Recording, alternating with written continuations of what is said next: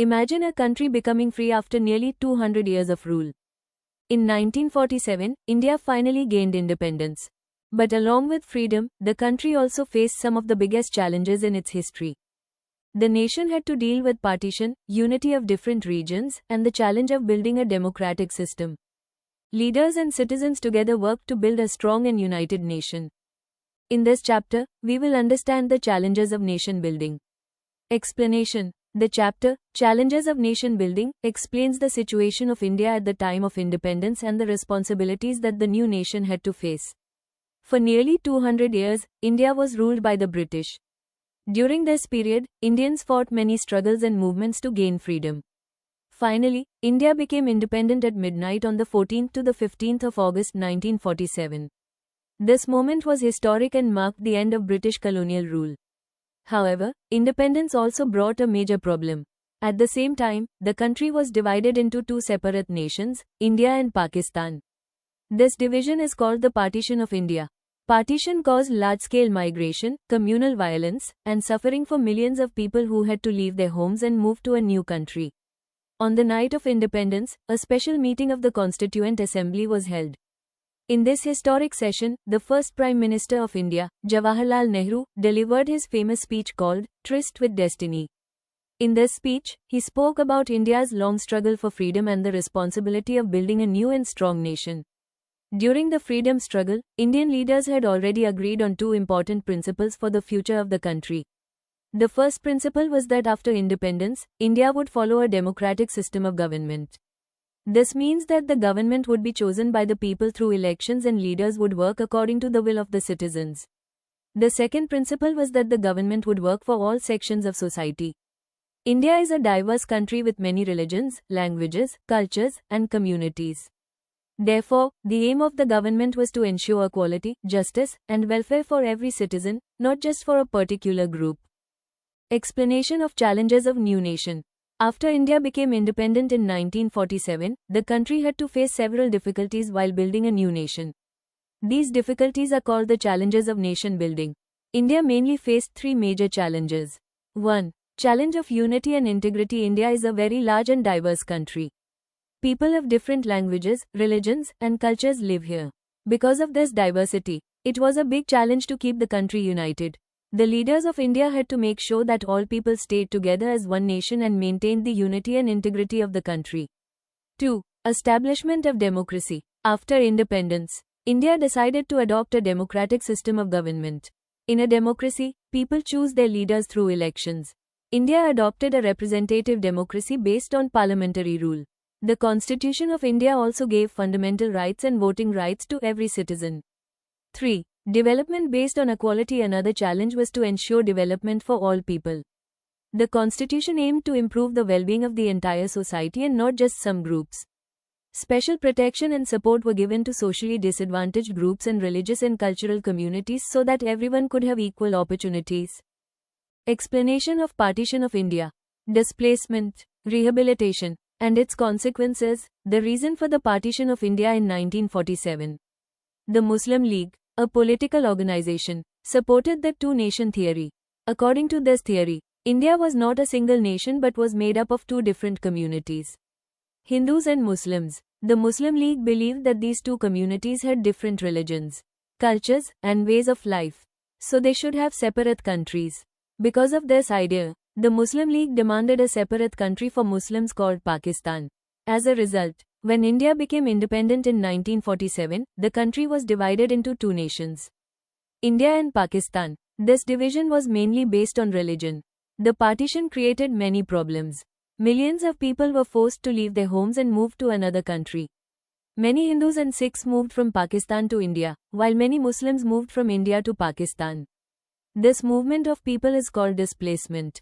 The government also had to help these refugees by providing homes, jobs, and support so they could start a new life. This process is called rehabilitation. Therefore, the partition of India led to displacement of people, rehabilitation of refugees, and many social and political consequences. Explanation of the problems created by the partition of India.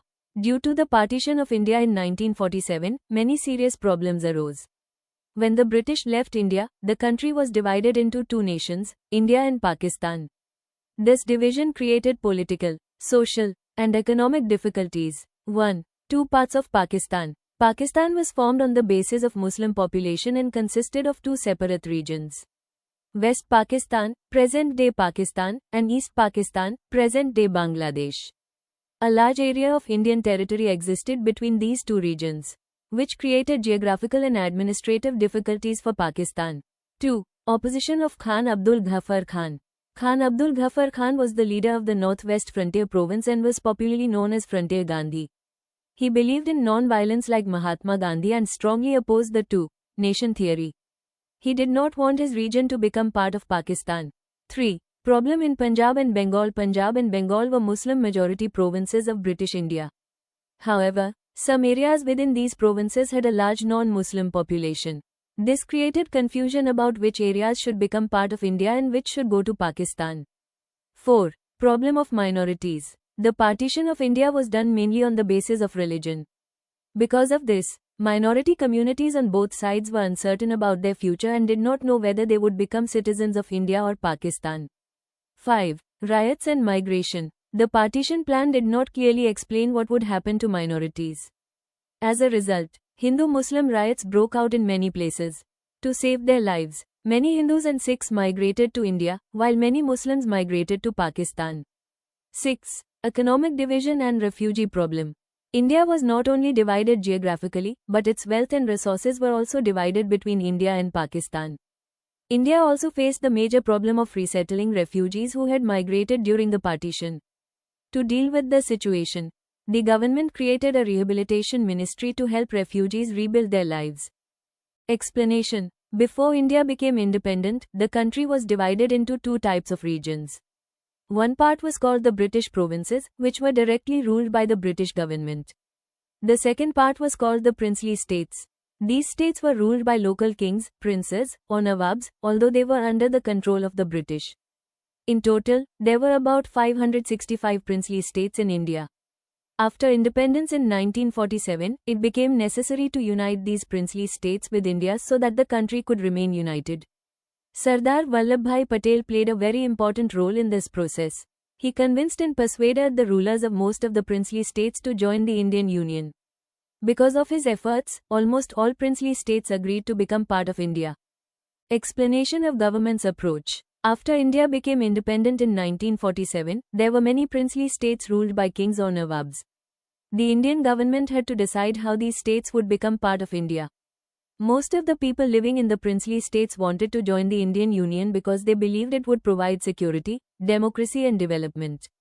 During the time of partition, the unity and integrity of the country became very important. To officially join India, the rulers of princely states had to sign a legal document called the Instrument of Accession. By signing this document, the state agreed to become part of India. Most princely states joined India without much difficulty. However, the merger of some states such as Junagadh, Hyderabad, Kashmir and Manipur required more effort and negotiations by the Indian government. Merger of Hyderabad. Explanation 1. Hyderabad was a princely state and its ruler was called the Nizam. 2. After India became independent in 1947, the Nizam signed an agreement with the Government of India in November 1947 to maintain the status quo for 1 year. 3. During this time, the people of Hyderabad started a movement against the rule of the Nizam because many of them wanted to join India. 4. The Nizam created a quasi-military force called the Razakars to support his rule. 5. The situation became tense, so the Government of India took military action in September 1948. 6. After this military action, the Nizam surrendered to the Indian government. 7. As a result, the princely state of Hyderabad merged with the Indian Union in 1948. Merger of the princely state of Manipur. Explanation 1. Manipur was a princely state and its ruler was Maharaja Bodhchandra Singh. 2. After India became independent in 1947, the Maharaja of Manipur and the Government of India signed an agreement related to the merger of Manipur with India. 3. This agreement was made to maintain the internal status and administration of Manipur. 4. Manipur became the first part of India where elections were held in June 1948. 5. These elections were conducted on the principle of adult suffrage. 6. Adult suffrage means that every adult citizen had the right to vote. 7. This was an important step towards democratic governance in Manipur. Reorganization of states explanation. 1. After independence in 1947, the states in India were formed mainly according to administrative convenience. 2. Later, people demanded that states should be formed on the basis of linguistic and cultural similarity. 3. The issue of forming states on the basis of language was first raised in the Nagpur session of the Congress in 1920. 4. Telugu-speaking people demanded a separate state called Andhra Pradesh from the Telugu-speaking areas of Madras province. 5. During the agitation, Potti Sriramalu, a senior Congress leader, went on a hunger strike for 56 days and died. 6. His death intensified the movement for a separate state. 7. In December 1952, the Prime Minister declared a separate state named Andhra Pradesh. 8. Thus, Andhra Pradesh became the first state in India formed on the basis of language. State Reorganization Commission explanation. 1. In 1953, the Government of India decided to reorganize the states of India. 2. For this purpose, the government formed a State Reorganization Commission. 3. The commission was headed by Fazal Ali, who was a former judge of the Supreme Court. 4. The main work of this commission was to study how states in India should be reorganized. 5. The commission mainly studied the formation of states on the basis of language. Major recommendations of the commission explanation. 1. The commission suggested ending the three-state system of states known as A, B, and C. 2. It recommended that only 3 union territories should remain, Andaman and Nicobar, Delhi, and Manipur. 3. The remaining union territories should be merged with their nearby states. 4. The commission suggested that states should be organized mainly on the basis of the language spoken by the people. 5. The commission submitted its report in 1955. 6. Based on this report, the State Reorganization Act was passed in Parliament in 1956. 7. As a result, 14 states and 6 union territories were created in India. Formation of new states in India. In India, several new states were created over time for better administration and to fulfill regional demands. Let us understand some important examples. First, in 1960, the state of Bombay was divided into 2 states, Maharashtra and Gujarat. Next, in 1963, the state of Nagaland was formed from Assam. Then in 1966, the large state of Greater Punjab was reorganized into Punjab, Haryana, and Himachal Pradesh. Later in 1972, 3 new states were created from Assam, Meghalaya, Manipur, and Tripura. Again in 1987, 2 more states were formed from Assam, Mizoram and Arunachal Pradesh. In the year 2000, 3 new states were created to improve administration. Uttarakhand was separated from Uttar Pradesh, Jharkhand was created from Bihar, and Chhattisgarh was formed from Madhya Pradesh. Finally, in 2014, Telangana was created by dividing Andhra Pradesh. These changes show how India reorganized its states to meet administrative needs and regional aspirations.